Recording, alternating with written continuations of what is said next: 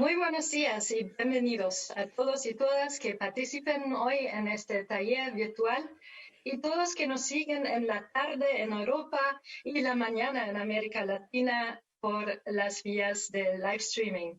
Mi nombre es Cristina Birke-Daniels, dirijo el proyecto de seguridad regional para América Latina de la Friedrich Ebert Stiftung. Y este taller es una cooperación transcontinental excelente de nuestra querida FES, nuestras colegas en Berlín y la Red Latinoamericana de Seguridad Incluyente y Sostenible. Agradezco mucho a Marius Müller-Henning y Adriana Hornung, mis colegas, en nombre de tantas personas que estaban involucrados en la organización y a facilitarnos este proceso, esta jornada virtual. Muchísimas gracias también a los traductores que nos colaboran en el día de hoy. Antes de empezar, los organizadores me pidieron algunas observaciones técnicas para volver este taller lo más interactivo que posible y que todos los participantes que se inscribieron previamente podrían utilizar este al máximo. Si los demás, por favor, nos dejen, como siempre, comentarios y feedback en el Facebook, les atendemos enseguida. Los participantes registrados tienen disponible el chat. Allí nos pueden hacer preguntas a nuestro panel y pueden también participar en un sondeo. Sin embargo, quisiera darles algunas recomendaciones al respecto. Primero es que se tiene que elegir un nombre de usuario por el chat. Y mientras que el streaming es disponible en inglés, alemán y español, solo hay un chat para todas las versiones lingüísticas. Por supuesto, pueden hacer las preguntas y comentarios en estos 3 idiomas que manejamos con mi equipo, que está monitoreando el chat y que aseguran que nos llegan de manera concertada al panel. El vídeo completo del debate estará disponible más tarde. El chat no se publica, pero se guardará por los fines documentales. Algunos comentarios serán seleccionados. Disculpa que no podríamos atribuirlos al nombre de la persona. Gracias para entender eso. Es muy obvio, pero no vamos a tolerar ninguna ofensas personales, llamados a violencia, publicaciones sexistas, discriminatorias, publicidad o spam. Este está inmediatamente borrado y estamos monitoreando este tipo de comentarios. Ahora quisiera muy amablemente invitar a Valeska Hesse, la directora del Departamento de América Latina y el Caribe de la Fundación de la Friedrich Ebert Stiftung en Berlín, para darnos una bienvenida. Gracias, Valeska. Muchas gracias, Cristina. Sí, muy buenos días, muy buenas tardes a todos y todas. Me da mucho gusto darles una muy cordial bienvenida a nuestro panel La seguridad cooperativa en América Latina y el Caribe se queda corta el alcance de la región, en el marco de la Conferencia Anual de Seguridad Global de la Fundación Friedrich Ebert, ¿no? La llamada Tiergartenkonferenz. La discusión sobre los conceptos de seguridad que se aplican en la región tiene una enorme relevancia en este momento, dado los desafíos que tienen los países de América Latina en la materia. De hecho, es una de las principales líneas de trabajo de la Red Latinoamericana de Seguridad Incluyente y Sostenible, que ya Cristina acaba de hablar de esta red. Es un proyecto que la Fundación estableció en el año pasado, en el 2019, precisamente para debatir y desarrollar conceptos, estrategias y políticas de seguridad que tendrían más control democrático y sean más influyentes de todos los sectores de la población y que entonces lograrían mejores resultados que los actuales. Con ese objetivo, la red incluye expertos y expertas de la academia, entre ellos unos que nos acompañan hoy en el panel, y también personas de partidos políticos, movimientos sociales y organizaciones de la sociedad civil, entre otros, buscando generar discusiones amplias y hacer análisis desde ángulos muy diversos con respecto a los retos de seguridad que enfrentan en la región tanto los países, pero también la ciudadanía, ¿no? Estamos hablando de altas tasas de violencia homicidia, falta de mecanismos de soluciones de conflictos sociales, una militarización creciente, la delincuencia organizada internacional y el tráfico de drogas, armas y seres humanos, entre otros. En ese marco, la red tuvo una primera conferencia en octubre del año pasado. Estoy segura que todos ustedes que están aquí en el panel participaron. Y desde entonces, la red ha publicado documentos, artículos de opinión y sus miembros han participado en podcasts y entrevistas. Además, la red tiene un newsletter. Debido a la pandemia, la segunda conferencia de la red tendrá lugar este año de manera virtual entre el 23 y 26 de noviembre próximo. Y invitamos a todos ustedes que nos están siguiendo aquí en este panel de mantenerse informado a través de la página web de la red y también de las redes sociales del proyecto. Bueno, quiero, para terminar, aprovechar la oportunidad para agradecer mucho a Cristina Birke, quien es la directora de nuestro proyecto de la Fundación en Colombia, primero por haber creado esta red de seguridad incluyente en un momento muy oportuno para América Latina y también por haber organizado este panel sumamente interesante. Y también quiero, por supuesto, agradecer mucho a nuestros panelistas para acompañarnos esta tarde. Bueno, muchísimas gracias y nos deseo unas discusiones muy fructíferas y interesantes. Hasta luego. Muchísimas gracias, Valeska, sobre todo también por todo el apoyo que nos brindas desde el Departamento de Berlín por este trabajo. Ya lo dijiste, nuestra pregunta hoy es realmente si se queda corto el alcance del concepto de la seguridad cooperativa dentro de la región. Y tengo que decir que tenemos un panel de lujo. Los expertos y expertas que van a discutir con nosotros, quisiera presentarles rápidamente en orden alfabético por el momento. Tenemos aquí con nosotros Mariano Aguirre. Buenos días. Es un periodista destacado, analista de política exterior y profesor de la Universidad de Bilbao en España. Es un experto en conflictos internacionales y de consolidación y mantenimiento de la paz, acción humanitaria y conflicto y desarrollo. Además, es un Associate Fellow del distinguido programa sobre seguridad internacional de Chatham House. Él seguramente es conocido como asesor senior de la construcción de paz dentro de la oficina del coordinador residente de Naciones Unidas y era director del Centro Noruego de Resolución de Conflictos, NOREF. Él ha trabajado por la Fundación Ford y varios otros institutos de experticia alta en estos temas. Muy bienvenido, Mariano. Muchísimas gracias. Lucía Damat es profesora de la Universidad de Santiago de Chile, es socióloga, doctora en ciencia política en la Universidad de Leiden, en Holanda.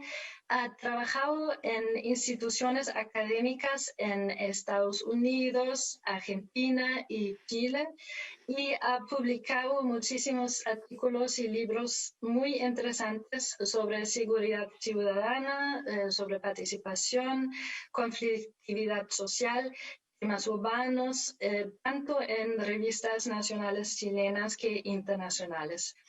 En el plano de la gestión pública, ha participado de programas de seguridad ciudadana en diversos países de la región. Estuve muy involucrada en la reforma de la policía en Chile y está trabajando como consultora en varios aspectos. Gracias, querida Lucía, por estar con nosotros. El tercero ponente es Wolf Gravendorf, un profesor visitante de Relaciones Internacionales en la Universidad Andina Simón Bolívar en Ecuador.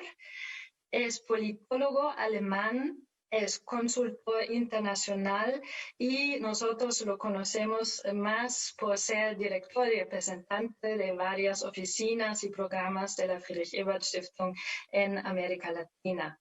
Estudió historia, sociología y ciencias políticas, relaciones internacionales tanto en Frankfurt, Grinnell, en Iowa y Berlín, y ha trabajado también para el Instituto Alemán para Política Internacional y Seguridad, la SPP. Fue corresponsal para América Latina de la televisión alemana, ARD, en Buenos Aires. Bienvenido, Wolf. Y tenemos el gran placer de tener a Lynn Pickner, quien es profesora de la Universidad del Rosario en Bogotá, Colombia. Anteriormente se desempeñó durante más de 2 décadas en la Universidad de los Andes, también en Colombia. Ella tiene un PhD en estudios internacionales de la Universidad de Miami y ha estudiado también en la famosa Georgetown University. Sus principales áreas de investigación incluyen a la sociología del conocimiento y el campo de las relaciones internacionales y la evolución de esta disciplina en contextos periféricos. Estoy sumamente agradecida a ellos para participar hoy en este interesante taller. Como he dicho, un panel de lujo para mí realmente muy interesante y sin perder más tiempo, quisiera que empezamos con nuestra pregunta.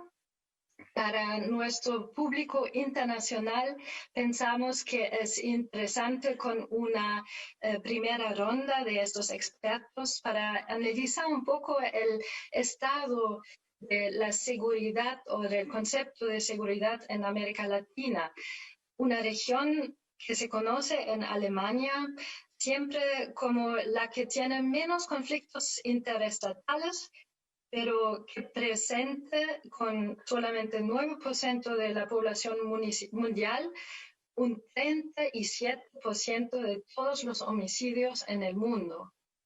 Un indicador fuerte que en el área de conflictos y seguridad hay problemas cuyas conexiones también se observan cada día más a la escala transnacional y internacional. Según algunos, durante la década de los 2000, América Latina desarrolló una serie de mecanismos de seguridad regional que permitieron gestionar conflictos fronterizos, aplicar políticas contra la proliferación de armas nucleares, químicas, bacteriológicas y intercambiar información entre los estados con el fin de fomentar la confianza mutua. Había también un nivel más alto de cooperación. En general, estoy pensando, por ejemplo, en el buen funcionamiento del Consejo de Defensa de UNASUR algún día. Hoy parece que la región no se muestra ninguna cooperación regional, una cosa que adelante del desafío que pone, por ejemplo, la inseguridad humana durante la pandemia ha tenido efectos, quisiera llamarlos devastadores, pero que afecta también áreas más tradicionales de la seguridad, como hemos visto, por ejemplo, alrededor de la crisis de Venezuela, donde se presentaron más y más dimensiones geopolíticas de seguridad, hasta la controversia sobre si o no una intervención militar en el caso de Venezuela fuera posible. Y esta controversia también ha llevado a un despliegue, o al mismo tiempo en la región se ha mostrado un despliegue militar más grande que la región ha experimentado en las últimas décadas en el Caribe. Wolf, tú que has estado un observador experta durante tanto tiempo en América Latina, ¿por qué no están funcionando ahora estas organizaciones de las cuales hablaba, que creían una cooperación en seguridad? si tú piensas que el concepto aplica en principio.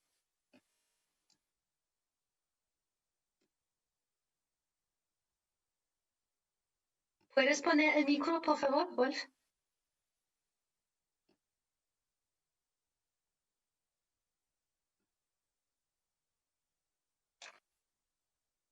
¿No? No. Ahora sí. Ahora sí. Bueno, muy buenas tardes o buenos días en otros lugares.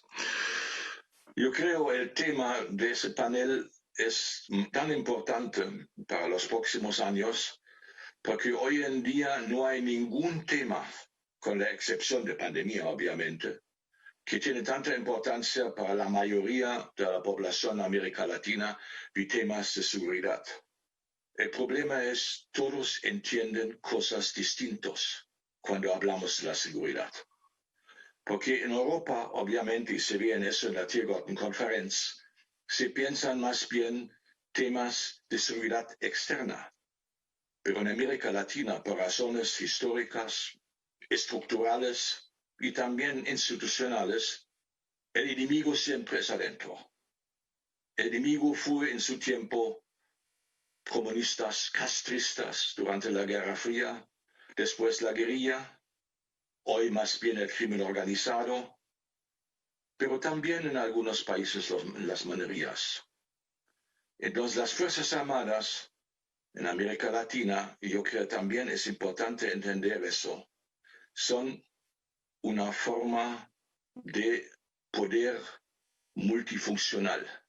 Las Fuerzas Armadas nunca en América Latina solo se preocuparon con la defensa de soberanía. Más bien, en todos los cursos de las academias de guerra, siempre se tratan cómo manejar el orden y en algunos casos el desarrollo del mismo país. Entonces es muy importante entender eso porque es una función muy distinta de las Fuerzas Armadas en otros países o otras regiones. Y cuando miramos a la situación institucional, necesitamos tomar en cuenta que casi todos los países latinoamericanos son países hiperpresentacionistas. El presidente es el jefe de Fuerzas Armadas. Y cuando cambia el jefe de Fuerzas Armadas, que pasa a 4 o 5 años normalmente, cambia su visión de seguridad.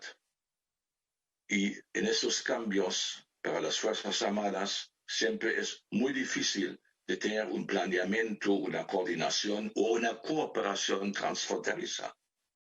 Porque la ideología de los presidentes es prácticamente ley del país. Eso vimos en muchos casos en los últimos años especialmente.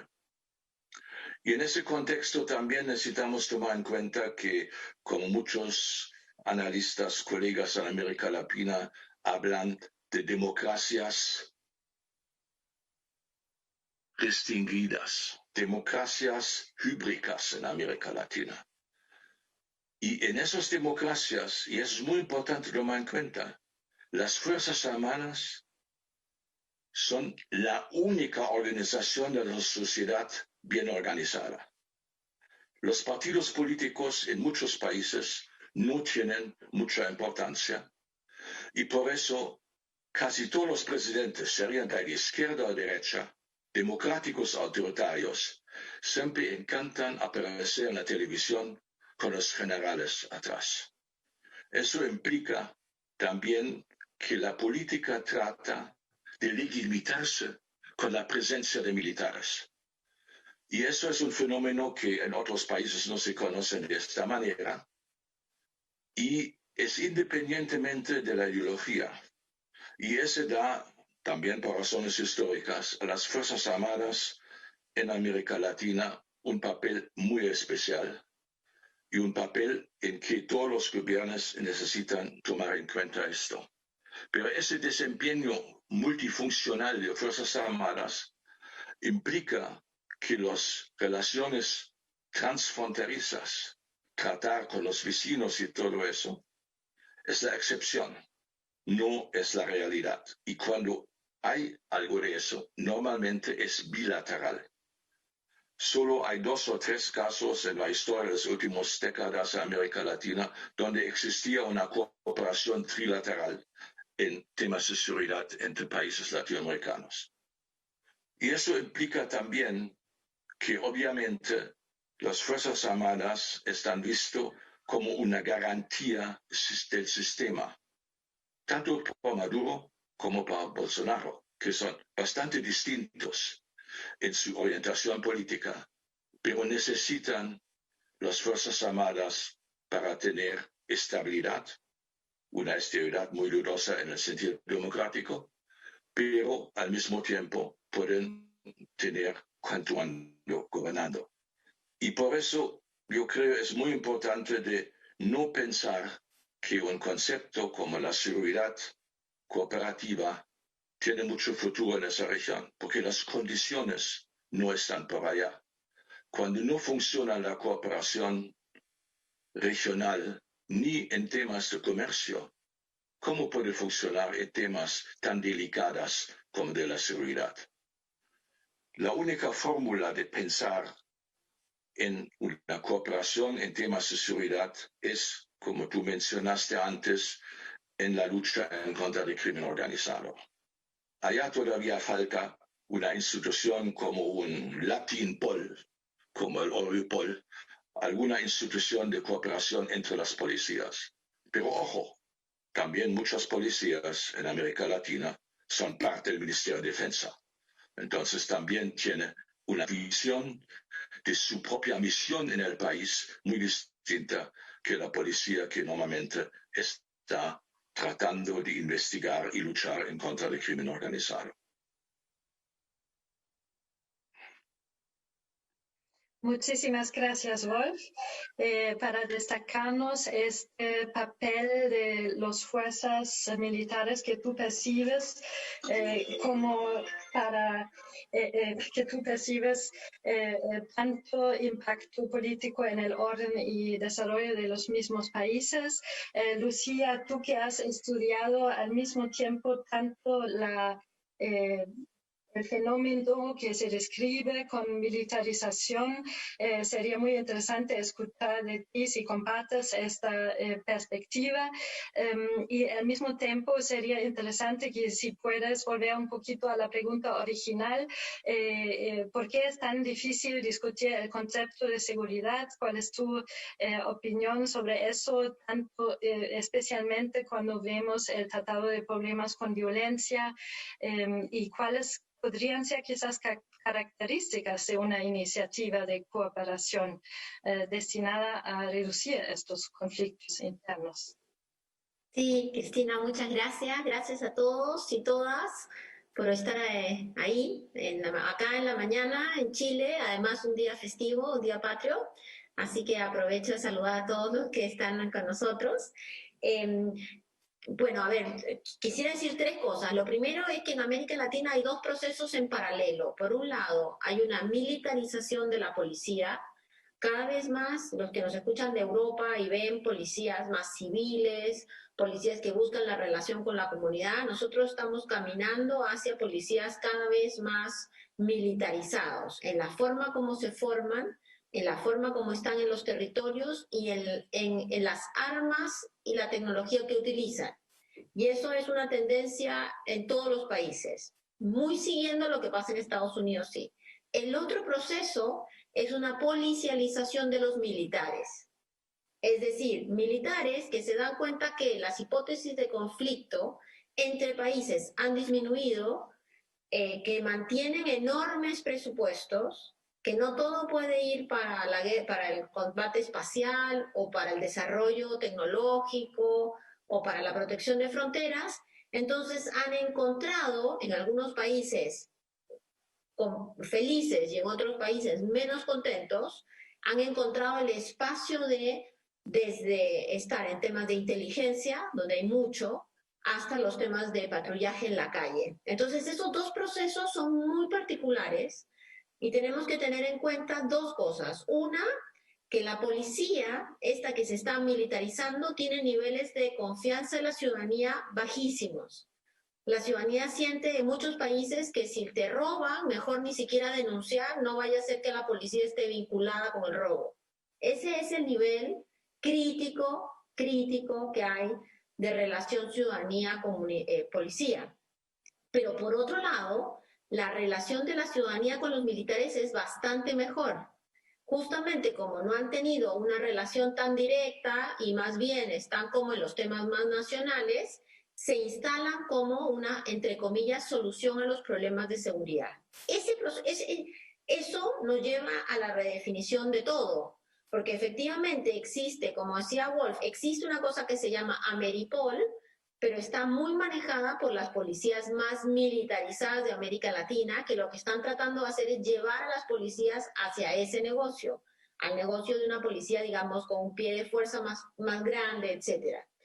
Esto además, y tratando de rápidamente responder tu pregunta, Cristina, se responde o se retroalimenta con el concepto de seguridad, porque el concepto de seguridad latinoamericano es uno político, no es uno, digamos, como en Europa, profesional, si ustedes quieren, o en Estados Unidos, muy punitivista. Nosotros los temas de seguridad, como dijo Wolf, son internos, son la criminalidad organizada, las drogas, pero también la minería ilegal, muy fuertemente, organizada en grupos pequeños y grupos grandes, ¿cierto? Pero muy armados, con mucho pie de fuerza y con mucha capacidad de fuego, que genera mucha criminalidad cotidiana. Entonces, todos nuestros países, de México hasta Argentina y Chile, los temas de seguridad son temas principales en la agenda de discusión política, en las elecciones, en el proceso electoral.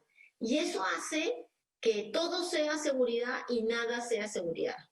Entonces hemos entrado en un proceso latinoamericano donde tú dices seguridad, algunos te responden, esto es la policía, más cárcel, más castigo, y para ahí debería de estar la cooperación, y otros te dicen en el otro extremo, esto es más prevención, más lucha contra el consumo de las drogas, y ahí debería estar la cooperación. Yo creo que deberíamos de buscar algo en el medio, ¿cierto? Que va por el lado de profesionalizar esta área, de separar el rol de militares y policías, y además fortalecer, yo creo que acá la FES juega un rol muy importante, en América Latina sin duda, fortalecer las capacidades de los civiles, porque lo otro es que acá las policías se autogobiernan. Más o menos, hacen como que alguien las gobierna, pero efectivamente tienen niveles de autonomía muy grandes. Entonces, el espacio de la cooperación, especialmente la cooperación como la FES, yo creo que está muy centrado en la consolidación de gente civil que sepa estos temas y pueda entonces establecer otras formas de pensar la seguridad. Eso. Muchísimas gracias, Lucía. Es verdad, estamos en un panel allí entre muchos conceptos, muchas fuerzas, pero quisiera otra vez un poco volver al punto de partida de conceptos de seguridad regionales a la cooperación, y invito a Mariano Aguirre de darnos un poquito esta mirada que históricamente algunos han dicho, pues los estados de América Latina realmente se esconden un poco debajo la protección de los Estados Unidos en temas de seguridad. Ahora, eso nos abre toda una discusión nueva en términos de qué está pasando en este momento en el mundo con los Estados Unidos, especialmente en este momento. Y quizás tú nos puedes dar un poquito este bird's eye view, esta vista de arriba hacia América Latina y sus relaciones y sus conceptos de seguridad. Y muchas gracias, Cristina, gracias a la Fundación Frederick Ebert por esta invitación. Tratando de responder a tu pregunta, yo creo que Estados Unidos no tiene realmente en este momento una estrategia de seguridad regional para América Latina y el Caribe. Estados Unidos tiene una aproximación selectiva, con especial interés en México para controlar la migración y el crimen organizado, Colombia, para el tema básicamente de drogas, y el Caribe para los tráficos y garantizar los paraísos fiscales, el acceso a los paraísos fiscales.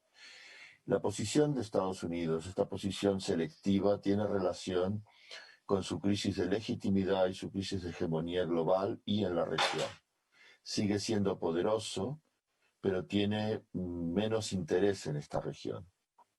Por otro lado, tenemos que recordar que el Tratado Interamericano de Asistencia Recíproca, que fue firmado en 1947 y es el principal mecanismo de liderazgo y hegemonía en seguridad, no funciona, y que ha sido realmente cuestionado a lo largo de los últimos años por diversos países en diferentes momentos.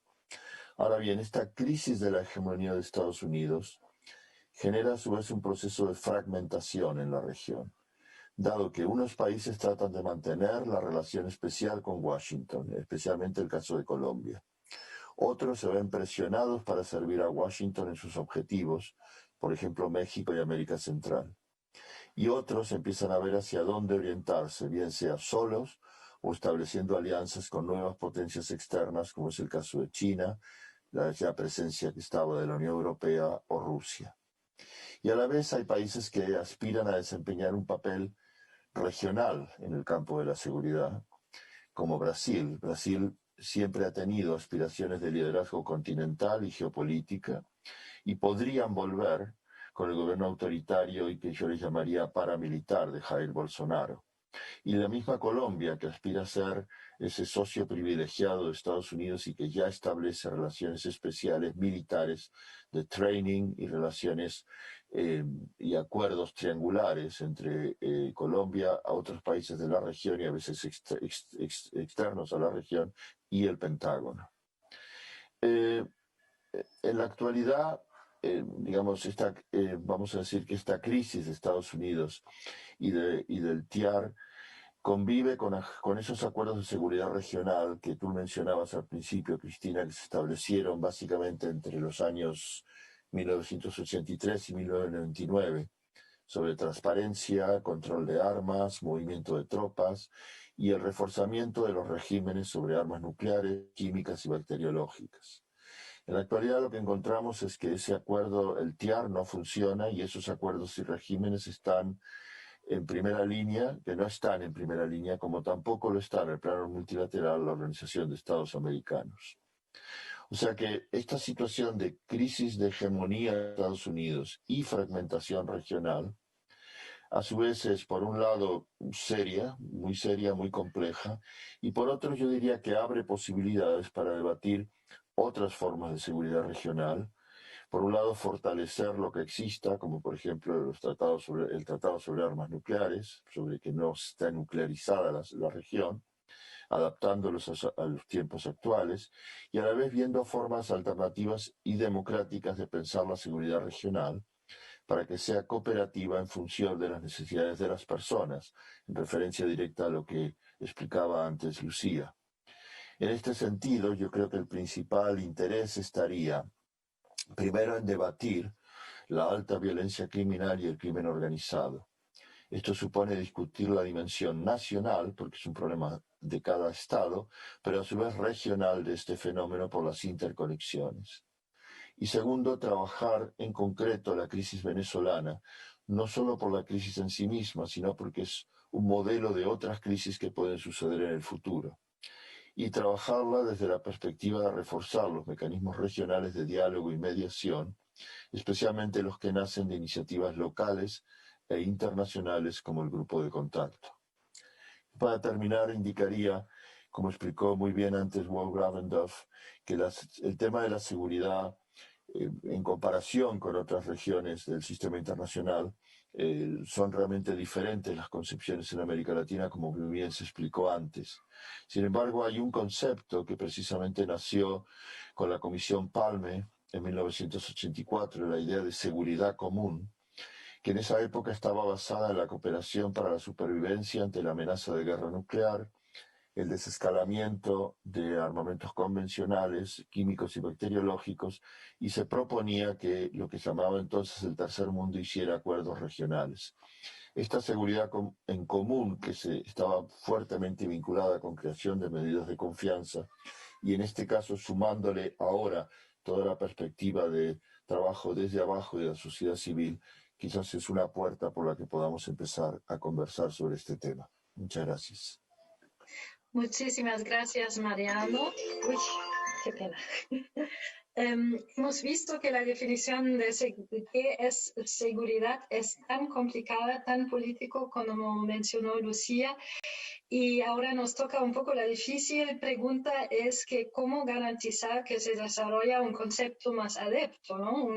Como todos mencionaron, una seguridad por todos los ciudadanos, ciudadanas, que tiene este control democrático que falta, tanto por, como ilustró Wolf, el rol político de los militares, que por el otro lado el desconocimiento de los ciudadanos, ciudadanas y también de los políticos y representantes de ellos. Aline, tú diriges dentro de la Red Latinoamericana de Seguridad Incluyente un grupo de trabajo que trabaja sobre el desarrollo de un nuevo concepto de seguridad en América Latina. ¿Nos podrías decir desde tu punto de vista, ya escuchábamos de Mariano un punto de partida, pero tú también nos podrías contar un poquito de este trabajo que se está haciendo? ¿Qué falta para una nueva aproximación para enfrentar esta, tú lo has llamado una vez muy abiertamente, una comunidad de inseguridad, ¿no? Has parafraseado a Olivera, me gustó tanto.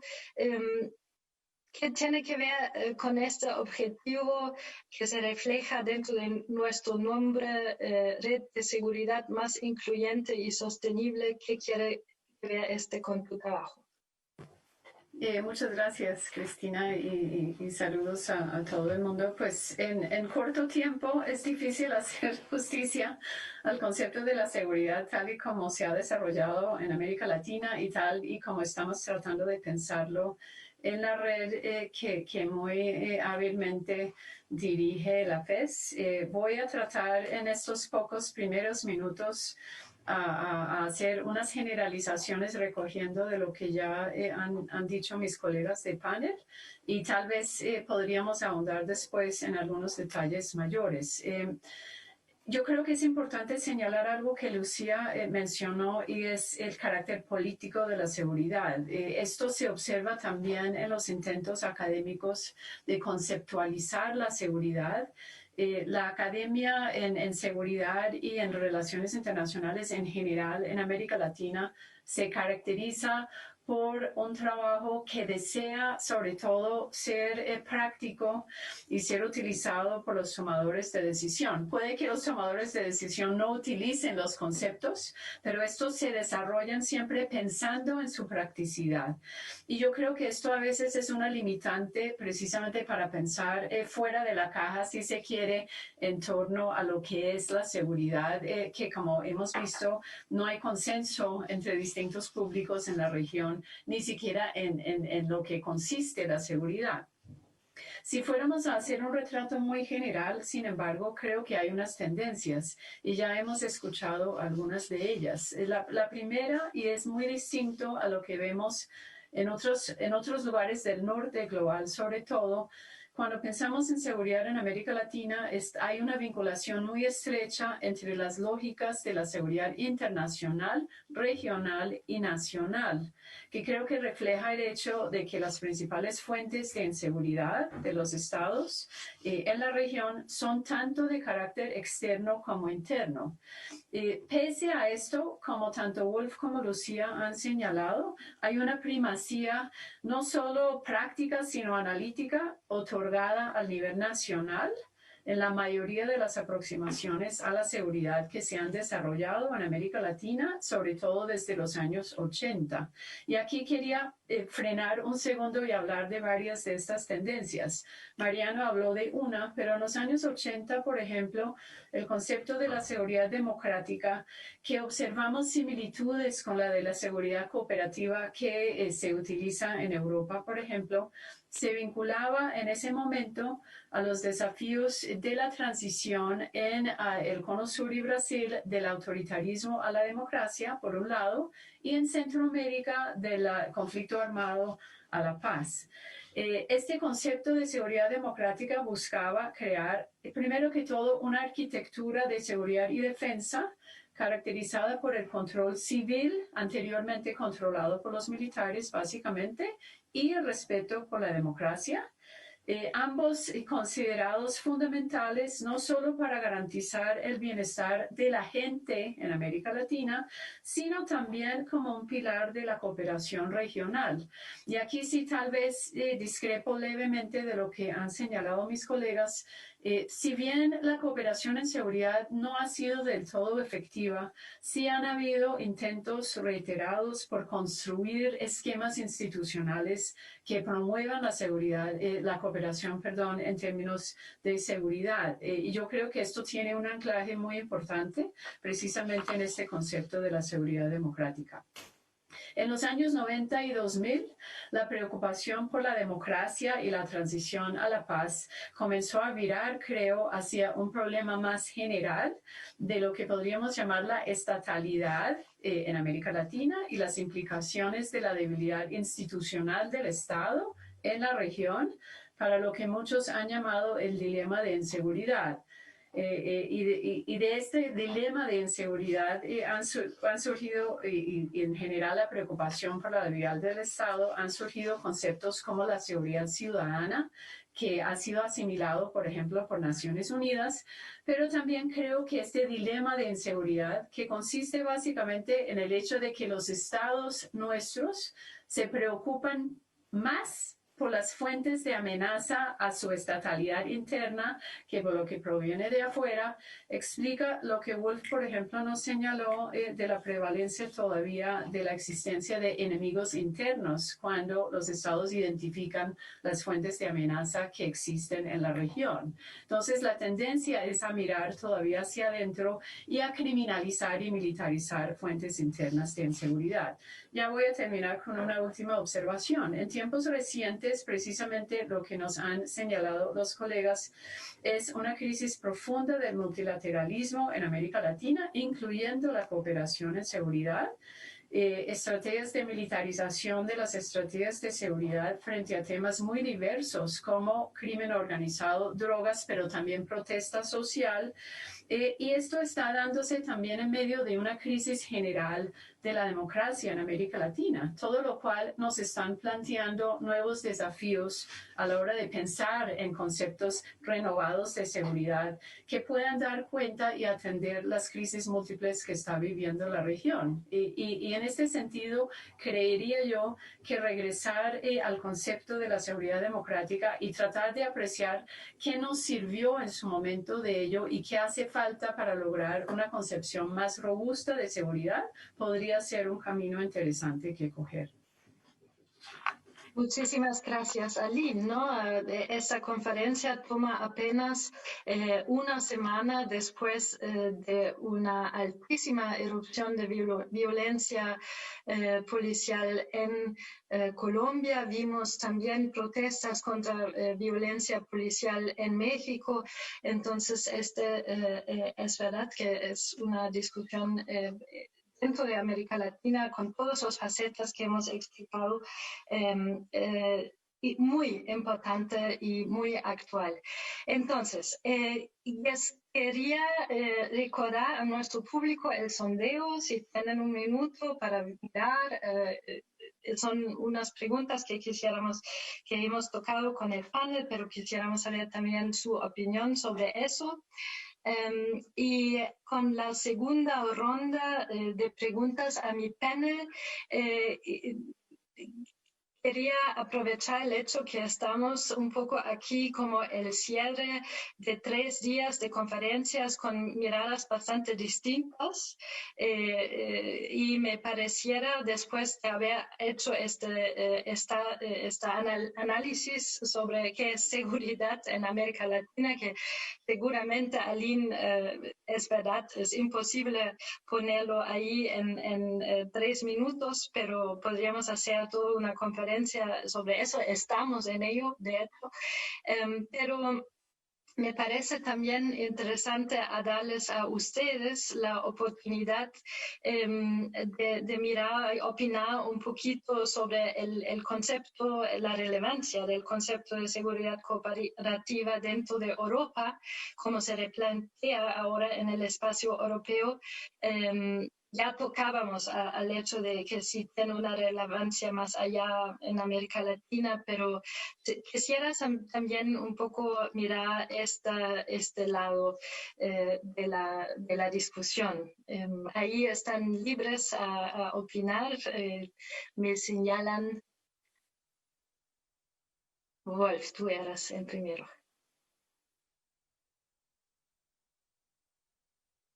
Mismo problema, ahora sí. No, yo quiero regresar un momento a la observación de Aline, que dijo con mucha razón, el problema es que en América Latina no funciona el multilateralismo. Y no puede funcionar, en mi opinión, porque en comparación de otras regiones, no solo de la Unión Europea, pero también de ASEAN, por ejemplo, los países latinoamericanos no son, como dicen los norteamericanos, like-minded states. No son países que tienen en su DAN la idea que sería bueno de tener buenas relaciones con sus vecinos. No existía eso en algunos momentos cuando hay presidentes con ideologías similares que han trabajado, por ejemplo, en el establecimiento del Consejo de Seguridad Sudamericana, que ha funcionado bastante bien algunos años. Después cambiaron algunos gobiernos y no ha funcionado nada y cerraron al final UNASUR.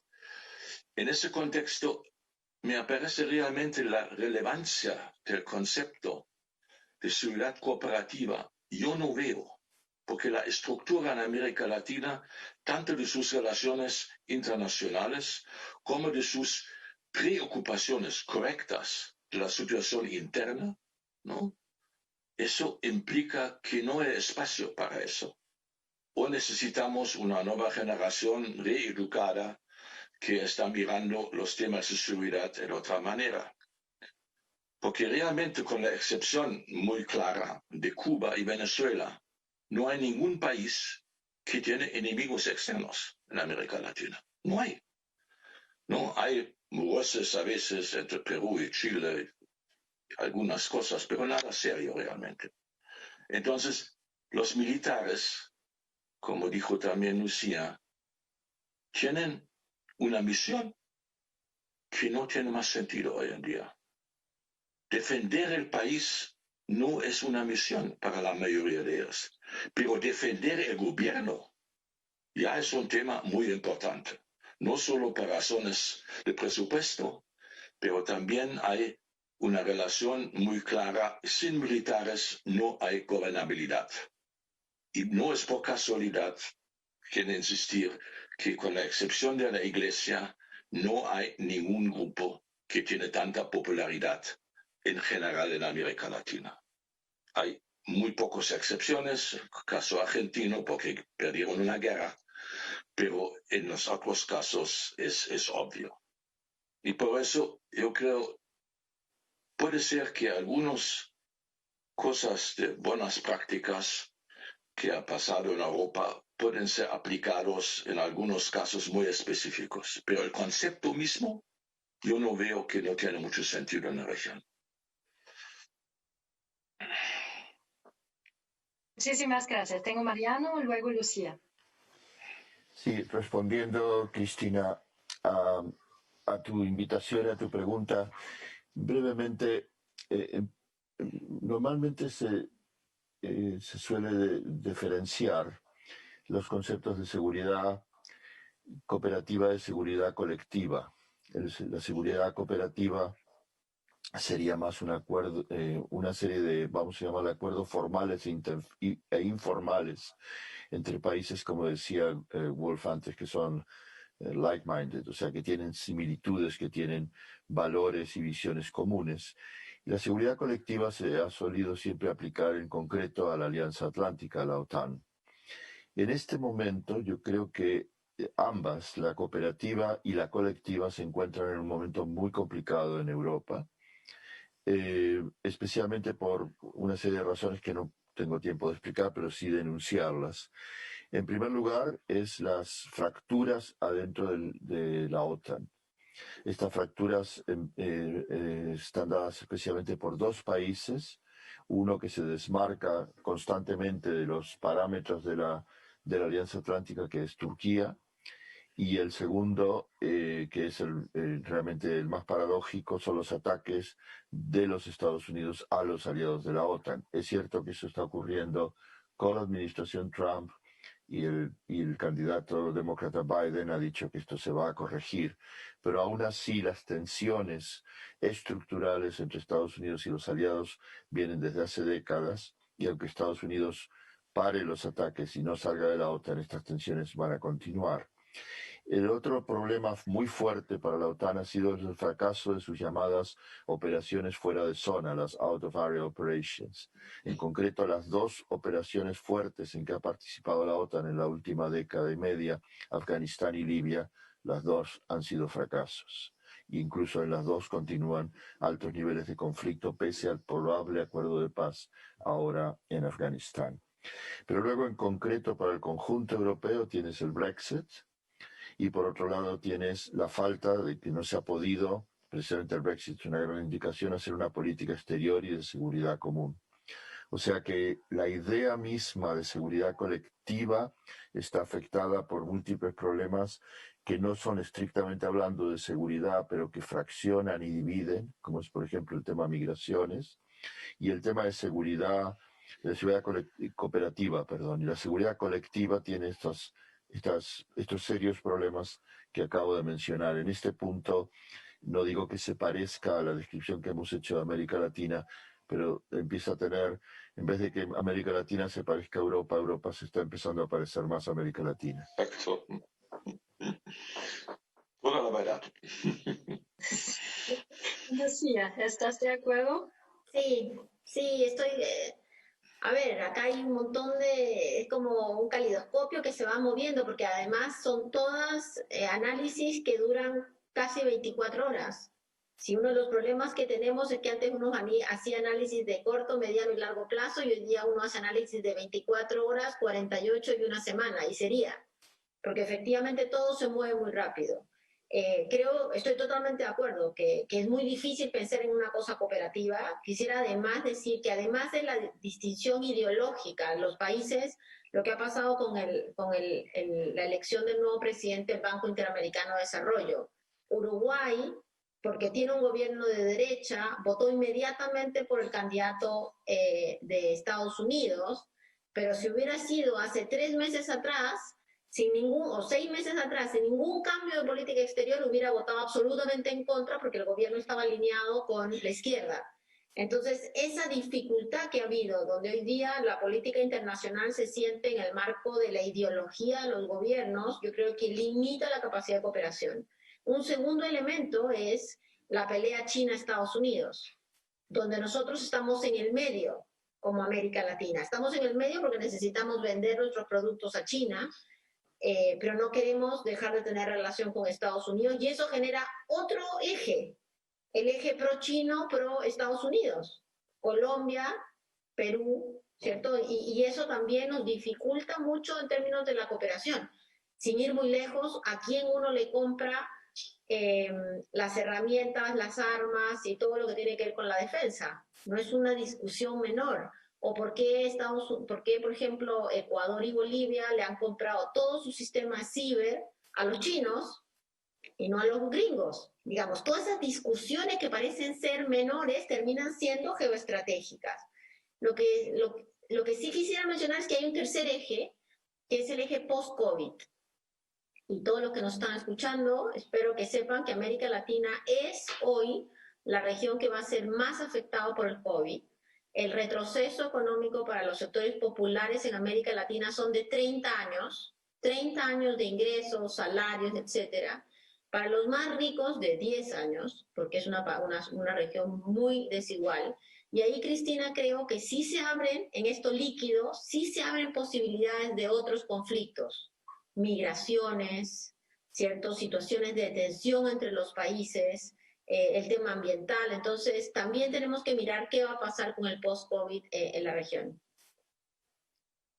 Un punto muy, muy importante que señalaste, ¿no? Sobre todo que sabemos realmente que nos separa quizás con el COVID, pero que estos son fenómenos crecientes. También si pensamos en los impactos del cambio climático, que tienen muchos impactos también hacia la seguridad dentro de la región. Aline, tú también querías comentar. Sí, simplemente para complementar lo que ya se ha dicho, yo la seguridad cooperativa yo la entiendo como una sombrilla amplia debajo de la cual caben muchas cosas. Mariano ya ha hecho una distinción muy importante entre seguridad cooperativa y seguridad colectiva que comparto. Dentro de lo que entendemos por seguridad cooperativa en Europa o en cualquier parte del mundo, creo que hay varios elementos a destacarse que permiten entender la crisis de este modelo. El sentido de comunidad creo que es el más importante. Y ese sentido de comunidad se construye sobre la base tanto de la cercanía territorial como de la conciencia de la interdependencia fuerte que existe entre países. Y se ha pensado hasta hace poco que también descansa sobre la democracia y los valores liberales en general. Sobre todo ese último es lo que observamos en crisis, no solo en América Latina, sino en el mundo. Y creo que esto plantea el interrogante de si existen otras fuentes de comunidad que podrían suplantar la centralidad que ha tenido la democracia liberal en todo esquema de seguridad cooperativa. Hay otro elemento más, y Wolf lo señaló en el caso de América Latina. Me gusta también hablar del ADN de los estados. No solo es de América Latina. Yo creo que el ADN en general, la composición genética de los estados, aunque sean estados posmodernos, como podríamos llamarlos europeos, opera de tal forma que sobre todo en momentos de crisis como el que estamos viviendo actualmente y tenderá a empeorarse en el periodo post-COVID, hay una tendencia innata a la no cooperación para poder atender a los problemas internos. Y esto no solo es cuestión de los nacionalismos ni los populismos de derecha ni izquierda, sino del carácter histórico mismo del Estado. Entonces, dicho todo esto, cuando yo imagino otras fuentes de comunidad y los temas que hemos señalado de interdependencia, ¿no? Cambio climático, crisis del ecosistema, pandemias, etcétera, hacen que la interdependencia solamente vaya a crecer y que las soluciones compartidas vayan a seguir siendo más y más urgentes. Pienso que si el Estado Nacional no ha sido funcional, para seguir insistiendo en la seguridad cooperativa, pues hay otros niveles desde los cuales hay que imaginar esto. Crecientemente, justamente en la pandemia, hemos observado que los actores subestatales, gobiernos locales, entre otros, han adoptado un grado de protagonismo que creo que pocas veces hemos visto. Entonces me pregunto si desde lo local, desde el Estado subnacional, si se quiere, podrían haber oportunidades para pensar la seguridad cooperativa de otra manera, pero también desde la sociedad civil, pues yo creo que estamos en mora de imaginar esquemas cívicos y ciudadanos que permitan también llenar los vacíos de cooperación que estamos viviendo por el lado de los estados. Entonces, para resumir, yo creo que la seguridad cooperativa está en crisis. No acepto que no sea posible imaginar otros esquemas de cooperación en este tema tan neurálgico, porque si no logramos instaurar esos esquemas, sencillamente el mundo va a seguir por un camino nefasto por el que va en este momento. Entonces lo veo como no una pregunta de sí o no, sino una pregunta de cómo, porque es una necesidad planetaria y humana urgente. Muchas gracias, Aline, para ponernos en esta vía de pensar así a la construcción, ¿no? A lo que deberíamos cambiar. Tenemos preguntas del público. Voy a intentar de sumar quizás dos para hacer una ronda que ustedes pueden libremente escoger a responder la cual. La primera pregunta es, ¿existen elementos o factores institucionales disponibles para generar condiciones para avanzar en una seguridad más cooperativa? ¿Y cuáles serían estos factores? Esta es la primera pregunta. La segunda es el fenómeno de la militarización de la seguridad en los países latinoamericanos no parece ser regional, sino a ser un problema nacional compartido por varios países, no solo en la región. ¿Tiene sentido y cuál hablar de la cooperación en este frente? Y creo que quizás me atrevo una más, conectando con la discusión sobre collective security. ¿A alguien le gustaría saber si también se discuten conceptos todavía de human security en los contextos de América Latina? Bueno, estas tres preguntas creo que nos profundizan bastante la discusión. ¿Y quién de mis distinguidos, queridos panelistas quiere responder primero? Primera. Pueden escoger, ¿no? A la cual quieren. ¿Aline? Pues si quieren, vamos a la inversa. Me parece muy interesante la pregunta sobre la militarización de la seguridad y si es regional o nacional. No sé si entendí bien la pregunta. Yo creo que algo que no hemos mencionado, que es importante tener de presente, es que si estamos observando una crisis de la cooperación entre estados en América Latina en torno a temas de seguridad, entre muchos otros, la cooperación y la interacción entre los cuerpos de seguridad y defensa de América Latina son muy robustos, ¿sí? Entonces, claro, las fuerzas de seguridad son parte del Estado, pero son una parte del Estado que sigue cooperando y sigue interactuando y sigue retroalimentándose en un grado que en general la parte civil de los estados no han logrado hacer. Y esto creo que es importante tenerlo de presente porque invita a preguntarse hasta qué punto estas tendencias de militarización de la seguridad y de la policía y de politización del ejército no son también producto de los mismos procesos de interacción y socialización que la diplomacia militar y policial permite y que los mismos estados civiles pues no han logrado contrarrestar o ofrecer alternativas. Entonces, esto es tal vez lo que quería señalar.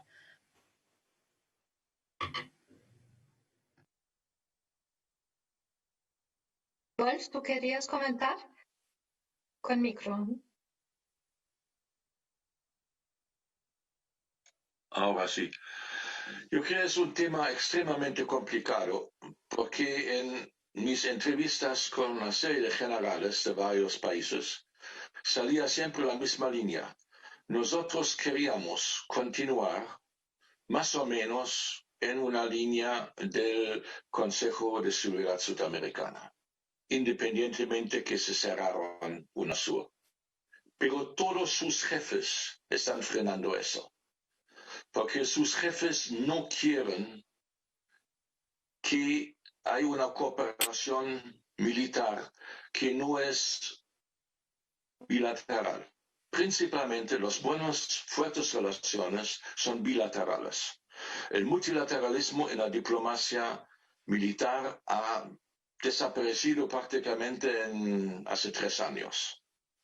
Pero hay interés en eso, sin ninguna duda.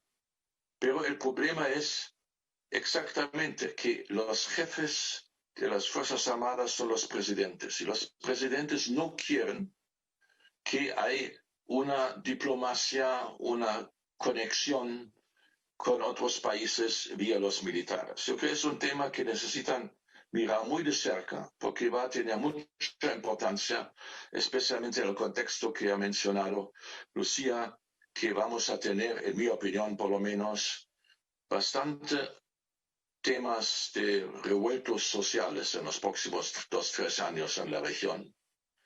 Y esos revueltos sociales, ningún gobierno puede sobrevivir sin la ayuda de los militares. Entonces, aquí vamos a ver cómo es la situación. Lamentablemente, yo no tengo tanta confianza en otros conceptos que son más allá del Estado, porque en situaciones de emergencia, el Estado siempre es la última palabra. Pero dentro de esa última palabra, no son los políticos que tienen la última palabra, son los militares. Uno de los generales me dijo, en el momento cuando nosotros necesitamos distribuir alimentos, porque el mercado no va a funcionar más en 2 o 3 años en algunos países, eso es un tema de sobrevivencia. Y los políticos ni tienen ideas cómo manejar un país en sobrevivencia. Sí, una observación que hemos visto, sobre todo creo que en México, es la sobrecarga de los roles de los militares, ¿no? Están hasta desde construyendo hospitales hasta manteniendo las plantas de energía solar. Y controlar la aduana. Tienen una lista de tareas increíble y se ve que hay ahí funciones estrictamente que no tienen nada que ver con su papel original. Creo que haber visto a Lucía, ¿verdad? ¿Y Mariano también? Sí. Oh, sí. Muy bien, muchas gracias. Comparto por las preguntas, comparto totalmente lo de Arlene. Los estados no se comparten necesariamente o cooperan un poco menos, pero efectivamente las policías y especialmente los militares tienen largos espacios de construcción de confianza mutua, construcción de miradas, que puede que después no necesariamente sean cooperativas, pero miradas respecto, por ejemplo, la compra de armamento. Puede que a mí no me convenza, pero la verdad es que hay reuniones específicas para ver qué es lo que se va a hacer en determinadas áreas.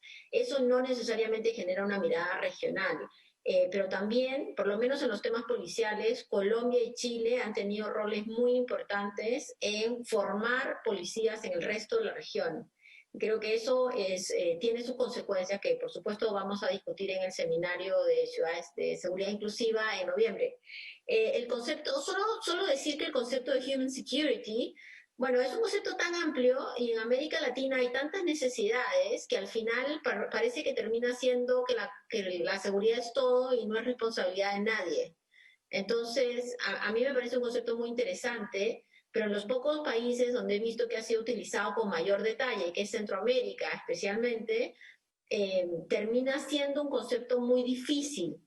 Porque ahí uno tiene todavía situaciones, no sé, de altísimos niveles de deserción escolar, de altísimos niveles de violación de mujeres y niñas, de aumento de desaparecidos, de temas sociales completos. Entonces, la policía termina utilizando muchas veces, y la política también, el concepto de human security como, bueno, esto es responsabilidad de todos, y al ser de todos, sabemos que termina siendo de nadie, ¿no? Entonces, es un problema ahí que podríamos discutir de largo también. Gracias, Lucía. Mariano. Sí, quería añadir a lo que comentaba Wolf sobre el tema del Estado, los militares y la política. En primer lugar, por citar solo un caso que conozco más, el caso Colombia, es muy interesante hablar con altos mandos de las Fuerzas Armadas de Colombia en un tema clave que es la expansión del Estado, que es un debate que en Colombia llevan décadas, gobierno tras gobierno debatiendo y cómo ocupar el Estado, ese 30-40% de la geografía colombiana en la que no hay Estado o donde el Estado está débilmente representado y comparte soberanía con organizaciones criminales, grupos armados, etc.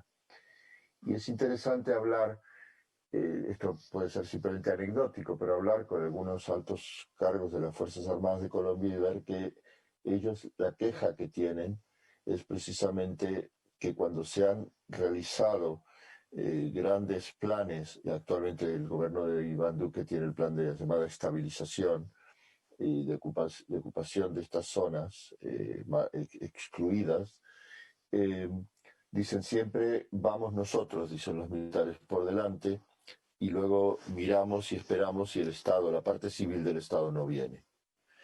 Y esto, por lo que yo vi, dejando de lado lo que puede ser militares que tengan un deseo de ellos controlar las operaciones, de que se realicen las operaciones de forma incorrecta, etcétera, etcétera, creo que hay una parte de verdad. Quiero decir, el Estado, por llamarle así, el Estado civil colombiano, tiene unas inercias que ha llevado, y yo creo que le podemos llamar las inercias de las élites, que ha llevado a que en definitiva no se ocupe el Estado, incluso se abandone parte del Estado.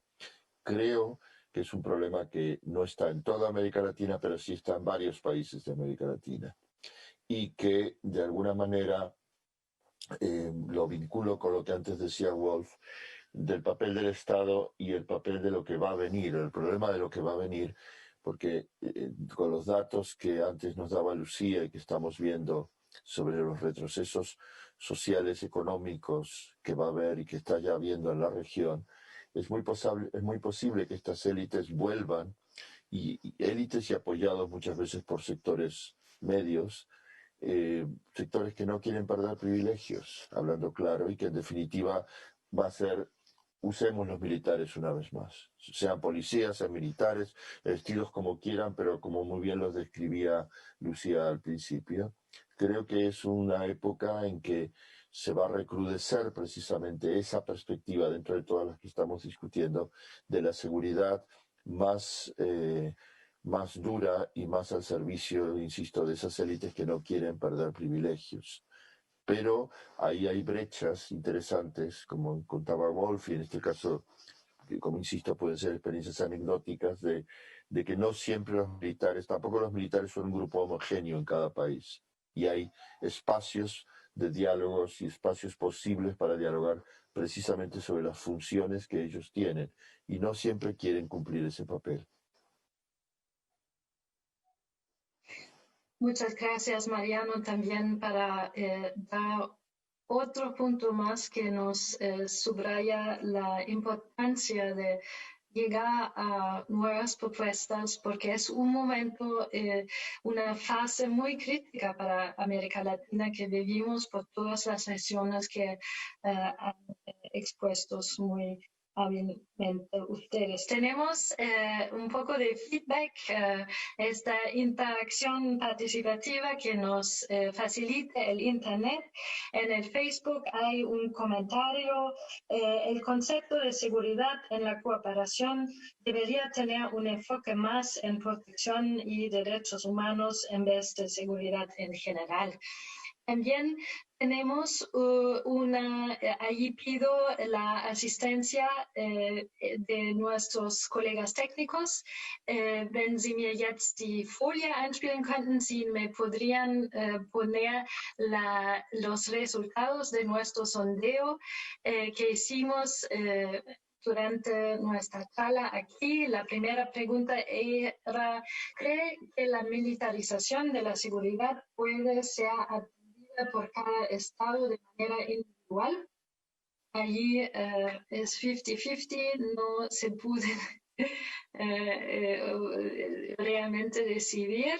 Ustedes se preparan para darme los comentarios para esta sesión interactiva. La segunda pregunta que hicimos, die zweite Frage, era ¿Qué tipo de mecanismo de cooperación serviría para atender el desafío del crimen organizado transnacional? ¿No? Hicimos esto.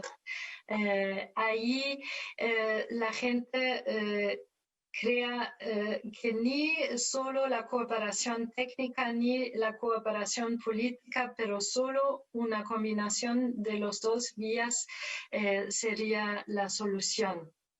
Con todo lo discutido ya vemos qué tan complejo es este tema o la respuesta a esta pregunta. Y la tercera, die dritte Frage sería,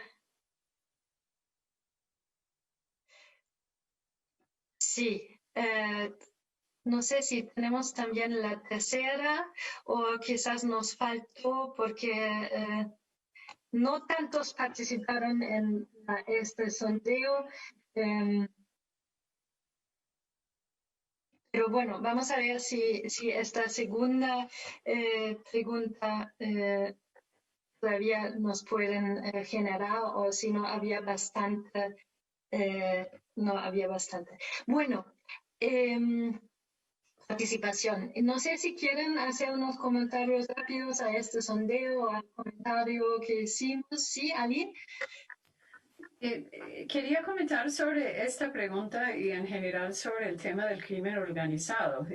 O sea, al lado de temas como la crisis del ecosistema o la pandemia, sin duda en América Latina el crimen organizado constituye una de las principales amenazas o fuentes de violencia en la región. De hecho, si volvemos a la paradoja planteada por Cristina al inicio de esta conversación sobre el hecho de que estamos en una región principalmente en democracia, por más incompletas que sean las democracias, pero al mismo tiempo la región más violenta del mundo, la principal explicación de esta paradoja se llama crimen organizado. Y pese a que sea así, quisiera señalar que los grados de cooperación en torno a este fenómeno, que es la epitomía de lo transnacional, son al menos en mi opinión, insuficientes para atender con efectividad la magnitud del problema. Lo que vemos generalmente son soluciones de carácter nacional al lado de gestos de cooperación tanto técnica como política, pero esos esfuerzos a nivel nacional, y si fuéramos a rastrear en el tiempo el movimiento de la actividad criminal, pues generan efectos nocivos en otros países que solemos llamar con el término efecto globo o balloon effect. Entonces, en la medida en que distintos países anoten éxitos en su combate respectivo al crimen organizado, pues tienden a empujar el problema a otros lugares de América Latina. Entonces, yo creo que el caso del crimen organizado pues, es un llamado o un grito de atención sobre, de nuevo, la necesidad de reimaginar esquemas solventes de cooperación en seguridad, porque si hay un tema que lo requiere urgentemente, pues es este. Absolutamente de acuerdo. Vi a Wolf y a Mariano, ¿verdad? No, solo Wolf. Con el micro, por favor. Sí, ya tengo claro. Yo estoy completamente de acuerdo que el crimen organizado hoy es el enfoque más importante, pero yo quiero ver eso un poco en el contexto histórico. Tenemos por lo menos 3 países latinoamericanos que tenían mucho antes de la droga algunos culturas de violencia, tanto México como Colombia como Brasil. Y tenían en ese tiempo una relación de muertos muy altos antes que existía, por lo menos en la forma como conocemos ahora, el crimen organizado. Y al mismo tiempo, hoy en día, hay varios estudios sobre esto. La mayoría de financiamiento de campañas políticas en América Latina están pagados por el crimen organizado. Eso implica, como un colega alemán ha escrito que tenemos una crimilegalidad. El Estado es parte del negocio del crimen organizado. Y eso es la situación no solo en México, donde es muy obvio, pero también en otros países bastante notable. Entonces, estoy regresando un poco al tema de Mariano. Los élites van a tomar cualquier solución para garantizar su acceso al poder. Cuando no hay elecciones, entonces hay obviamente los militares. Cuando no hay financiamiento para sus campañas para elecciones, hay el crimen organizado. Entonces necesitamos ver eso en un contexto y no solo decir el crimen organizado es el único problema que hay. Hay una relación muy estrecha entre los sistemas políticos y no todos, obviamente. Siempre es muy difícil generalizar para toda América Latina. Pero hay suficientes ejemplos de que hay políticos que están muy cómodos tener el crimen organizado en su país. Gracias a Wolf. Lucía, sí, me imagino. Sí, solo brevemente decir que, claro, efectivamente la idea de que esto es el Estado contra el crimen organizado ya dejó de ser, y acá hay un espacio gris muy complejo. Pero no quisiera dejar de mencionar también que el mundo privado juega un rol, ¿no? Porque en ese espacio gris también hay niveles de corrupción importantísima. El dinero en la droga no está en las cárceles, el dinero en la droga está en el lavado de activos. Ningún millonario está en la cárcel, los que están en las cárceles son los eslabones más débiles. Y efectivamente lo que estamos viendo en América Latina es que a muchos les es útil ese sistema. Yo al contrario creo que efectivamente las élites van a tratar de instalarse, pero contrario a una visión optimista sobre esa posición, creo que lo que va a pasar es que va a haber mucha protesta social, porque hay en América Latina una clase media baja, si ustedes quieren, que va a pasar a ser pobre o ya está hoy día en situación de pobreza. Y que lo que va es a hacer una tensión muy grande hacia un nuevo contrato social y a un nuevo tipo de Estado. Y eso, como decíamos hace un rato atrás, puede traer todo tipo de violencias, desde fortalecer las violencias criminales, armadas, etcétera, hasta generar niveles de protesta donde las élites usarán a las policías y a los militares para cuidarse, pero también veremos cómo funcionan las policías y los militares en ese marco. Muchísimas gracias, Lucía. Qué pena con ustedes, nos quedamos con una imagen muy compleja de América Latina, bastante preocupante, pero creo que ha sido una mirada espectacular, señalando casi todas estas facetas. Me fascina. Quisiera volver a una pregunta que hicimos al público, porque nos puede facilitar un poco hacer un wrap-up de todo eso, que no va a ser fácil. Preguntábamos si una iniciativa de seguridad cooperativa tendría posibilidades de prosperar en América Latina. Ustedes ven, somos optimistas para siempre y vamos a seguir con esta pregunta. La gente también respondió que sí. Quisiera que ustedes me hagan el favor de dar una pequeña respuesta a esta pregunta por fin. Y sí. ¿Quién quiere empezar? ¿Yo puedo empezar o Mariano? Está Mariano. Sí. Mariano. Que no. No, es un gentleman como siempre. Sí. Ali, no, no. A mí, claro, si miráramos esta pregunta hoy, que es como la estamos mirando, pues sería wishful thinking pensar que es posible, pero reitero que en el pasado ha sido posible. América Latina es una región que para bien o para mal, y no entraremos a discutir si han funcionado sus esquemas multilaterales, pero es una región en donde han proliferado intentos multilaterales por cooperar y por resolver problemas compartidos. Y la seguridad se encuentra dentro del abanico de temas que se han tratado de atender de esta manera.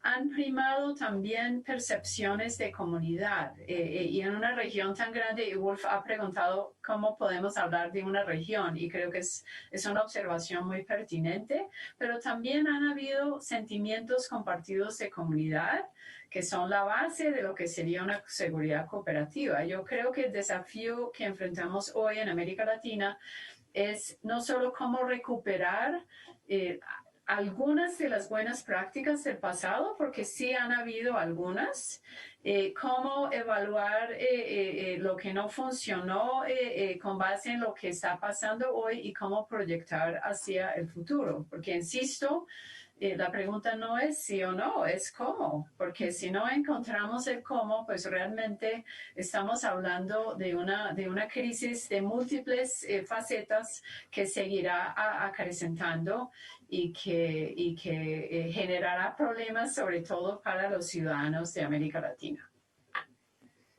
Gracias, Aline. Mariano. Sí, primero 100% de acuerdo con lo que ha dicho Arlene, solo lo completaría diciendo que, y que dejo constancia de que normalmente no soy especialmente optimista en los análisis que hago y a las audiencias que me dirijo suelo dejarlas deprimidas totalmente, pero quisiera decir que aparte de lo que ha dicho Arlene, o además de lo que ha dicho Arlene, es que hay, digamos, hay procesos y hay actores, y en el caso de América Latina, como de otras partes, pero en este caso la región de la que estamos hablando, y yo la extendería, diría, en América Latina y aliados, por ejemplo, en Estados Unidos y en Europa, pero especialmente en Estados Unidos, hay una serie de corrientes de pensamiento, de acción de movimientos sociales que nos muestran que, y no estoy diciendo que se llegue a buen puerto y que logremos una seguridad alternativa, simplemente estoy diciendo que hay una serie de actores sociales, políticos, e incluso de actores, vamos a llamarle contradictorios dentro de esas élites, dentro de los militares, dentro de esos sectores que normalmente podemos ver como bloques homogéneos, que permiten, que abren la posibilidad de que se pueda hablar, dialogar, analizar y hacer propuestas políticas concretas. Y esto no es optimismo, es simplemente hechos concretos, reales. Solo un ejemplo es la cuestión, por ejemplo, de toda la tensión inmensa y brutal sobre la migración en la frontera México-Estados Unidos. Es algo que hay organizaciones y analistas que trabajan a los dos lados de la frontera que nos están mostrando que frente, por ejemplo, a una política agresiva y brutal en violación de derechos humanos por parte de la administración Trump, hay también posibilidades de acciones judiciales, trabajo de gobernadores, trabajos, como se dijeron antes, de alcaldes, de autoridades locales, de iglesias, de movimientos sociales. No digo que esto va a construir una alternativa, digo que esto es también una parte de la realidad. Gracias, Mariano. Estoy seguro que los organizadores me van a dar algunos minuticos más para que Lucía y Wolf también puedan opinar. Wolf, tú estabas primero, creo. Y, por supuesto, también Gentleman Lucía. Muy bien. No, yo quiero terminar también con una mirada, digamos, optimista o realista, no sé cómo lo querrán decir. Creo que esto es todavía un escenario muy líquido y en esa liquidez del escenario puede haber alguna alineación de astros que nos permita tener mejores relaciones y mejores mecanismos de cooperación. Sin embargo, creo que el post-COVID latinoamericano tiene que ser mirado con mucho cuidado porque sí se vienen nuevas amenazas para la democracia que van desde el populismo hasta, digamos, posibles intervenciones cada vez más fuertes del mundo militar, sin duda. Y para los países latinoamericanos también se vienen desafíos en estos dos ejes, los ejes ideológicos y el eje de la pelea Estados Unidos-China. Entonces, creo que hay que tener en cuenta eso para un poco pensar, y seguramente en noviembre, cuando nos encontremos de nuevo en la reunión de la red, ahí podremos saber qué es lo que pasó efectivamente o qué es lo que está pasando, ¿no? Porque el post-COVID probablemente llegará recién a fin del próximo año.